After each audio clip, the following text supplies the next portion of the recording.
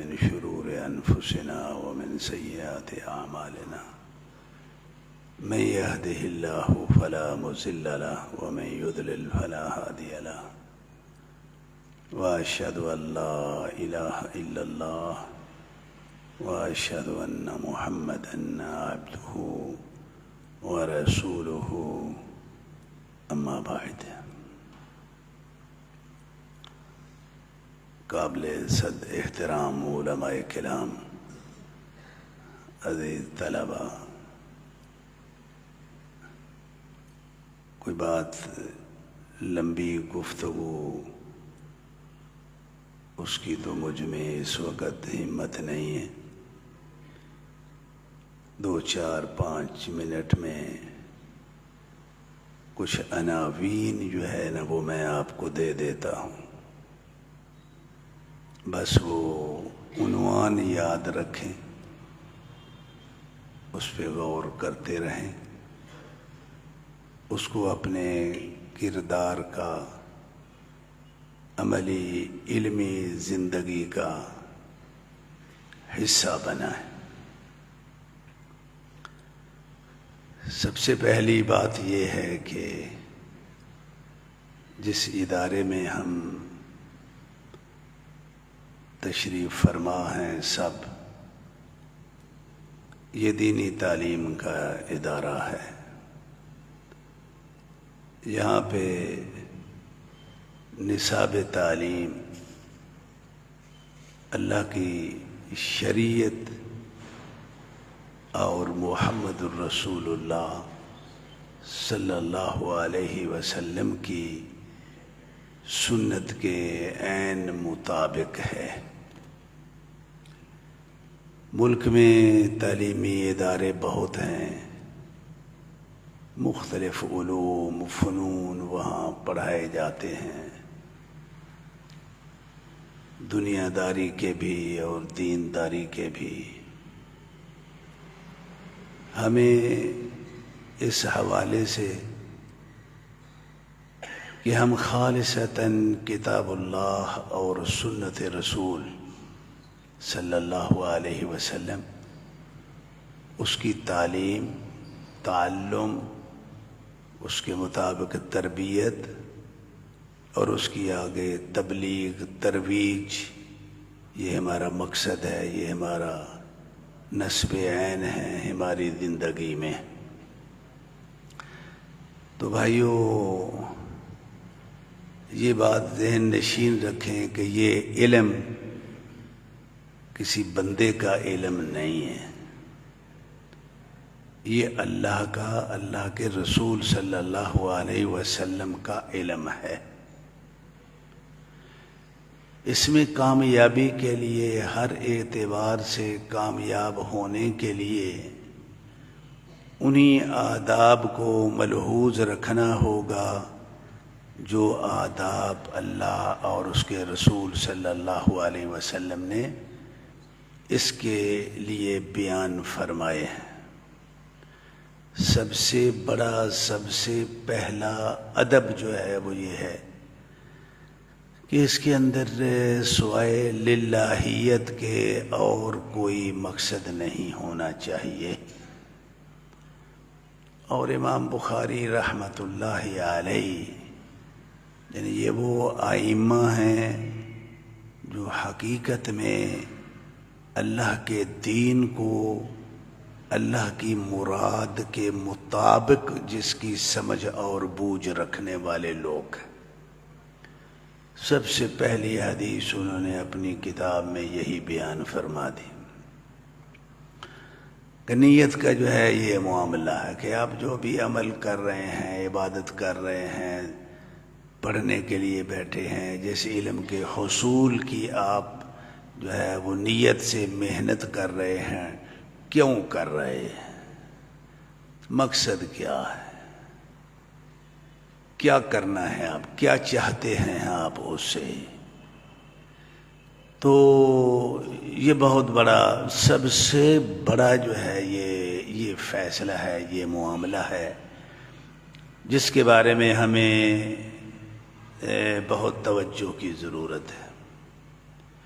فی زمانہ ہمارے ملکی حالات، مدارس کے حالات، اس کے اندر یہ ایک چیز بڑی جو تشویشناک جو چیز اس کے اندر داخل ہے وہ یہ ہے کہ آج ان مدارس میں پڑھنے والے جو طلباء ہیں ان کی نیتیں جو ہیں وہ مختلف ہو چکی ہیں۔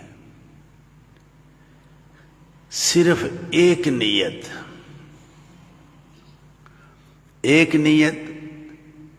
کہ میں نے جو پڑھنا ہے ابتغاء لوجہ اللہ، اپنے اللہ کو راضی کرنا ہے، اور یہ ربانی علم ہے، یہ نبوی علم ہے، اس علم کے ذریعے میں نے جتنے بھی شیطانی علوم ہیں اس کے ساتھ میری جنگ ہے، میں نے ان شیطانی علوم کے سامنے میں نے ایک دیوار نہیں پہاڑ بن کے میں نے کھڑے ہونا ہے۔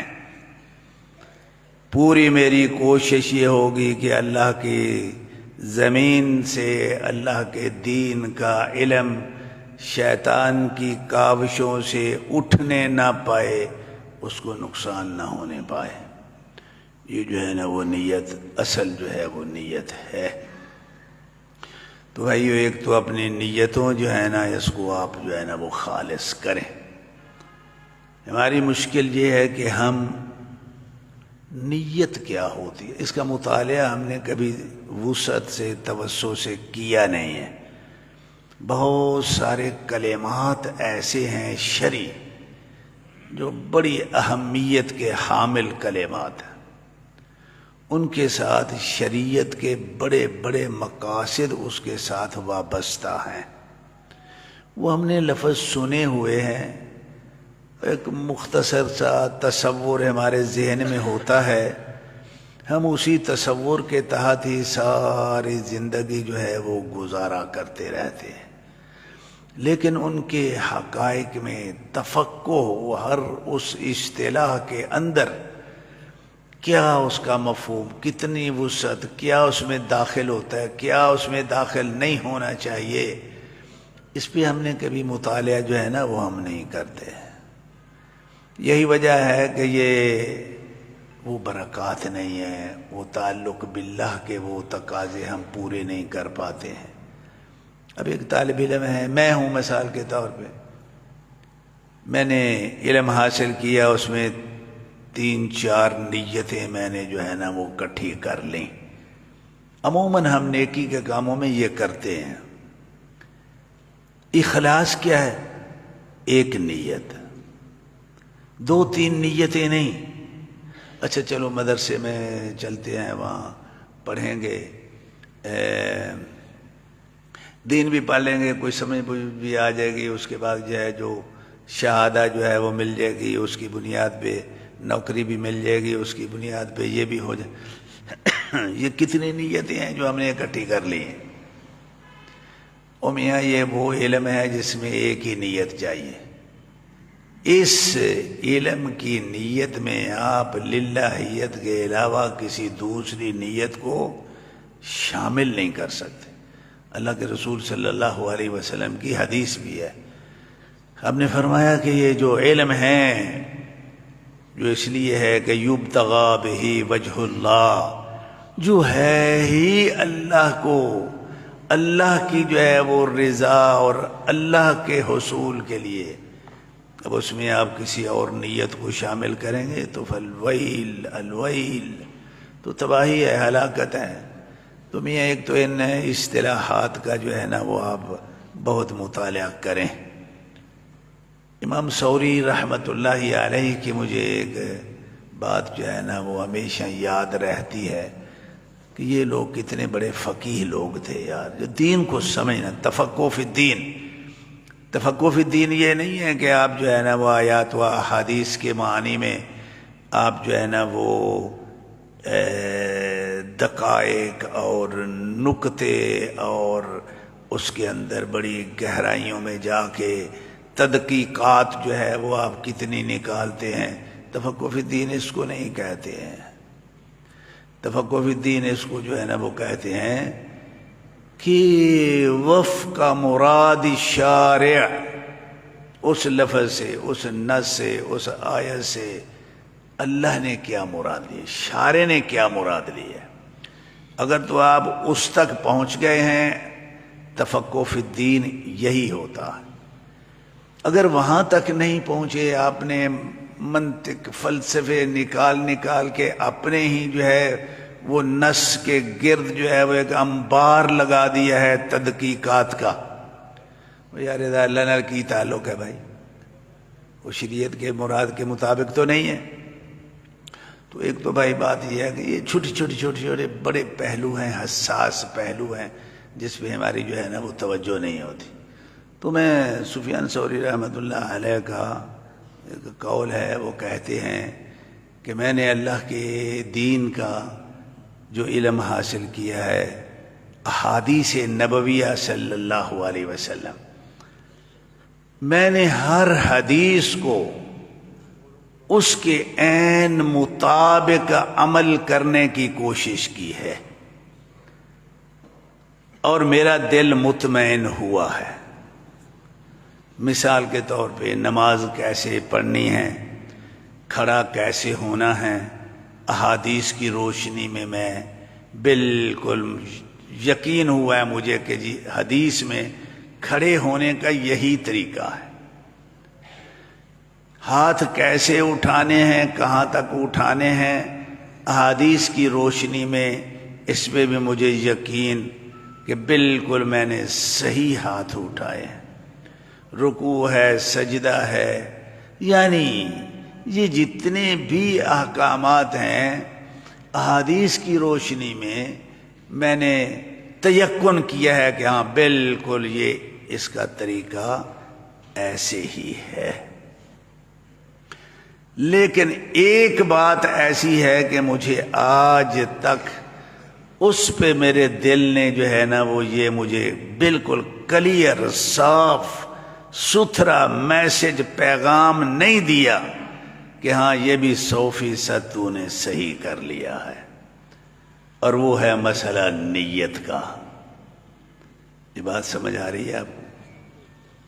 نیت کے معاملے میں نے جب بھی جو ہے وہ کہ ہاں جی اب میری نیت جو ہے نا اس میں کتنا نکھار ہے، کتنی صفائی ہے، اس میں ازدواجیت نہیں ہے، اس میں مختلف نیات کا تزاحم نہیں ہے، تداخل نہیں ہے، ایک ہی نیت ہے، کھری نیت ہے، دل مطمئن ہے، ضمیر مطمئن ہے کہ ہاں میں نے اس معاملہ میں نیت کے تقاضے 100% پورے کر لیے ہیں۔ جب میں یہاں آ کے اس کی تطبیق کرتا ہوں تو پھر میرا دل یہی کہتا ہے کہ یار نہیں، 100% جو ہے نا وہ میں اس مرحلے پہ نہیں پہنچ پاتا۔ تو بھائیو یہ جو ہے نا وہ مسئلے ہیں۔ اب ان چیزوں میں دین کے طالب علم کا تو سب سے بڑا مسئلہ ہی یہی ہے کہ پڑھنے کے لیے آئے، کیوں پڑھنے کے لیے آپ آئے، کیا مقصد ہے آپ کا، کیوں پڑھنا چاہتے ہیں، آپ کی اس تعلیم کی جو نیت ہے اس کا دائرہ کار کتنا وسیع ہے۔ تو جو طالب علم یہاں پہ آ کے اپنی پورا ایک نصاب نیت متعین کر کے اور مختلف نیات کے تداخل سے اس کو خالی کر کے فقط ابتغاء لوجہ اللہ، اعلاء کلمت اللہ اور حزب الشیطان، شیطان سے محاربت اور اللہ کے دین، زمین پہ اللہ کے دین کو قائم رکھنے میں اپنا بنیادی کردار نبھانے کی نیت غرض سے جو ہے نا یہ پڑھتا ہے، اللہ تعالیٰ اس کو بہت بڑا عالم بنا دیتے ہیں، اور پھر ساری زندگی وہ اپنے اللہ کے ساتھ منسلک رہتا ہے۔ یہ نہیں ہے کہ بس تھوڑا بہت، ہر وقت اپنے اللہ سے دعا بھی کرتے رہو کہ یا اللہ مجھے یہ بنا دے، یا اللہ مجھے ایسے بننا ہے، یا اللہ میں نے اپنا جو ہے نا وہ یہاں نشان میں نے لگا رکھا ہے، اللہ مجھے وہاں تک جو ہے وہ پہنچا دے۔ تو ایک دو بھائی، جب تک آپ اس بنیاد، یہ اساس مضبوط کر کے دیواریں اوپر آپ جو ہے وہ کھڑی نہیں کریں گے تو وہ کھوکھلی ہوں گی، واللہ عالم، کسی وقت بھی جو ہے وہ گر سکتی ہیں، گر جاتی ہیں۔ تو ایک تو بات میں یہ جو ہے نا وہ عرض کروں گا۔ دوسری ایک بات ہے جو بڑی اہم ہے، میں اس کی بس میں اس کا عنوان دے دیتا ہوں، تفصیل میں نے نہیں جانا ہے، میں عنوان دے دیتا ہوں اس کا، بس پھر بات کو ختم کر دیتا ہوں۔ علماء کرام تشریف فرما ہیں، جو اصل ایجنڈا ہے اس مجلس کا اس پہ انہوں نے گفتگو فرمانا ہے، تو میں لمبی بات نہیں کرنا چاہتا۔ وہ یہ ہے کہ آج کے بعد آپ یہ ایک ذہن میں ایک بات رکھیں کہ دنیا میں ایک غلطی ایسی ہے جس سے کوئی عالم بھی مستثن، جاہل کو چھوڑیں آپ، علماء بھی کرتے ہیں اس کو، نادانستہ جو ہے وہ کرتے ہیں، بے تحاشا کرتے ہیں، اور وہ ایسی غلطی ہے جو تحریف دین کی مد میں جاتی ہے۔ دین میں جو ہے نا وہ تحریف، یہ چھوٹا جرم ہے،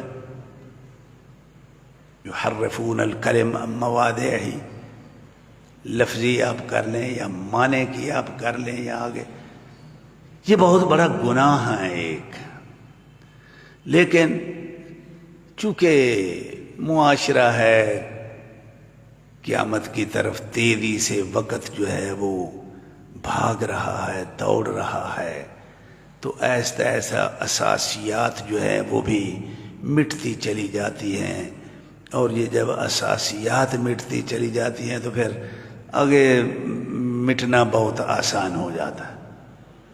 وہ غلطی کیا ہے بھائی؟ اب اس کو جو ہے نا وہ دھیان آپ نے کرنا ہے، میں صرف عنوان دے رہا ہوں۔ اب مجھے یہ بتائیے کہ شریعت میں ایک چیز جو ہے وہ فرض ہے، آپ اس کو فرضیت سے نیچے لے آئیں، دین کو اصل حالت پہ آپ نے رہنے دیا یا کچھ گڑبڑ کی ہے؟ ایک چیز فرض نہیں ہے، آپ نے اس کو فرض بنا دیا۔ یہ میں مثال دے رہا ہوں، یہاں پہ کیا دین میں تحریف نہیں ہوئی ہے کہ ضروری کو غیر ضروری، غیر ضروری کو ضروری، فرائض کو جو ہے نا وہ نیچے مستحبات میں لے آنا، یا بعد مستحبات اور جائز چیزوں کو فرض بنا کے اپنے اوپر مسلط کرنا، معاشرے پہ مسلط کرنا، کیا یہ دین میں تحریف نہیں ہے؟ بہت بڑی تحریف ہے یہ۔ دین کا عالم، طالب علم، اس کے لیے یہ بڑا حساس اور بہت ہی خطرناک یہ معاملہ ہوتا ہے کہ وہ پڑھے، شریعت کو پڑھے، شریعت نے جس چیز کا جتنا حکم رکھا ہے اس کو وہیں تک جو ہے وہ رہنے دو، اس میں شدت اور خفت آپ جو ہے وہ پیدا کریں گے، آپ غلطی کر رہے ہیں۔ اگر آپ کو اس کا شعور ہی نہیں ہے تو یہ جرم کی مد میں جو ہے نا وہ جاتا۔ ہاں، اس ضابطے کا آپ کو شعور ہے، یار میں فلاں مسئلے پہ، چاہے وہ میرے ساتھ منسلک ہے، کسی اور کے ساتھ منسلک ہے، میں نے اس کو وہیں تک رکھوں جتنی وہ بات ہے، ضروری ہے تو ضروری ہے، نہیں ضروری ہے تو نہیں ضروری ہے۔ اس ضابطے کا دماغ میں جو ہے نا وہ باقاعدہ تصور موجود ہے، اور وہ اس کی روشنی میں جو ہے نا وہ جتنی بھی زندگی ہے وہ گزارتا ہے، پھر بھی غلطی لگ جاتی ہے۔ کوئی ضروری نہیں ہے کہ اس پہ آپ بہت پہرا بھی دیں گے لیکن کبھی غلطی نہیں کھائیں گے، کھائیں گے پھر بھی لیکن چلو اللہ تعالیٰ معاف جو ہے نا وہ کرنے والا ہے۔ اور اگر کسی کو اس اساس کا علم ہی نہیں ہے اور وہ بے تحاشا چوپٹ جو ہے وہ اپنے مزاج کے مطابق ایک چیز کے بارے میں میرا مزاج یہ کہتا ہے کہ اس پہ سختی سے جو ہے نا وہ اچھا، یا میرا مزاج یہ کہتا ہے کہ یار انہیں نہ بتاؤ یار معمولی معاملہ ہے یار، بھئی آپ فیصلہ کس مزاج کے مطابق کر رہے ہیں؟ شریعت کے مزاج کے مطابق کر رہے ہیں کہ اپنے مزاج کے مطابق آپ کر رہے ہیں؟ اگر آپ اپنے مزاج کے مطابق کر رہے ہیں تو اس کو آپ شریعت کیسے بنائیں گے؟ شریعت تبھی بنے گی کہ جب آپ اس کو شریعت کے مزاج کے مطابق جو ہے نا وہ کریں گے۔ تو یہ یعنی بڑا ایک حساس معاملہ ہے اور بڑی کثرت سے اس سے جو ہے نا وہ واسطہ پڑتا ہے۔ میں نے عنوان دے دیا ہے، اب کئی مثالوں کی مد میں تفصیل میں نہیں میں جانا چاہتا، پھر سے کسی وقت تو بہرحال جتنا کچھ میں اللہ نے توفیق دی وہ میں نے بیان کر دیا۔ اس میں دیکھ لیں کیا ٹھیک ہے، کیا کر سکتے ہیں، کیا مناسب ہے۔ اللہ تعالیٰ سے دعا کرتا ہوں کہ اللہ تعالیٰ ہمیں ہر وہ کام کرنے کی توفیق عطا فرمائے جو اس کو اچھا لگتا ہے، اور اس شکل صورت میں کرنے کی توفیق عطا فرمائے جو اس کے دین کے عین مطابق ہے، اور جہاں جہاں ہمیں غلطیاں لگ جاتی ہیں اللہ رب العالمین ہمیں اس کی معافی عطا فرمائے، درگزر فرمائے۔ وآخر دعوانا الحمد للہ رب العالمین۔